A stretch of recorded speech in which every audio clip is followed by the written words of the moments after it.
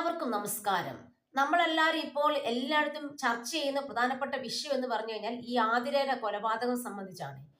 അത് വളരെ നമുക്ക് കേൾക്കുമ്പോൾ ഒത്തിരി ഒത്തിരി നിഗൂഢതകൾ ഇങ്ങനെ എന്റെ പിന്നിലുണ്ട്. ആതിരയുടെ കാമുകൻ രാവിലെ എങ്ങാണ്ട് അവിടെ എത്ര മണിക്ക് വരികയും അതിനുശേഷം ആതിര ചായ കൊടുക്കുകയും പിന്നീട് അവര് ലൈംഗിക ബന്ധത്തിൽ ഏർപ്പെടുമ്പോഴാണ് ആതിരയെ ജോൺസൺ കുത്തി കൊലപ്പെടുത്തിയെന്നാണ് പറയുന്നത്.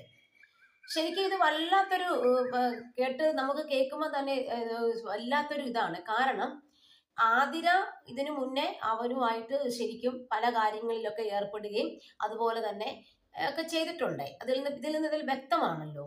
ഇപ്പൊ ലാസ്റ്റ് ആതിര ഇറങ്ങിച്ചെല്ലാൻ പറഞ്ഞപ്പോൾ ആതിരയ്ക്ക് ശരിക്കും പൊതുസമൂഹത്തിന്റെ മുന്നിലും അല്ലെ ഭർത്താവിന്റെ മുന്നിലും ഒക്കെ അങ്ങനെ ഇറങ്ങിപ്പോകാനൊന്നും പറ്റത്തില്ലല്ലോ. അപ്പൊ ആതിര വിചാരിച്ചു കാണും, ഇവൻ വരുമ്പോൾ ഇവന് ചായയൊക്കെ കൊടുത്ത് ഇവനുമായിട്ട് സെക്ഷൽ റിലേഷൻഷിപ്പിലൊക്കെ ഏർപ്പെട്ട് കഴിയുമ്പോൾ ഇവൻ കുറച്ചൊരു ചിലപ്പോൾ ഒരു അനുരഞ്ജനപ്പെടാൻ സാധ്യതയുണ്ട്. അതായത് ഇവൻ ഇച്ചിരി ഒരു സമാധാനത്തോടെ ഇവൻ ഇനി പോകട്ടെ എന്ന് ആതിര ചിലപ്പോൾ വിചാരിച്ചു കാണും.